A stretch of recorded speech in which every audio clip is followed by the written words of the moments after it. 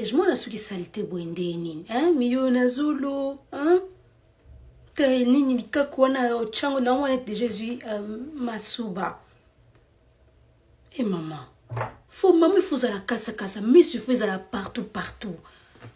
Moi na miyo direct, boy, direct. Chance na za tante na son ton salia le bani. Moi il faut ça propre. On peut encore faire les cheveux attends au chango mai. Au bendio cheba pompo ya miki wana c'est pas bien pour la tête nzambe na bana poto nzambe c'est pas bien pour la tête wa bibiso mwana taka so asuk de banda ko bimae to banda ko chaida ba pompo wana ça va lui casser les cheveux devant nzambe na pardon nazo bisa osa mwana suki boeza bien te a maneti mwana suki ba diota bien te ou bien kati yango nyonso pe kola bien ba kata na ajouter on a contradictoire, hein? Fabrice, moi ça mon quoi contradictoire, hein? Zana yo boto le no mwana on a kene o sangani. Ngatangani mama mwana.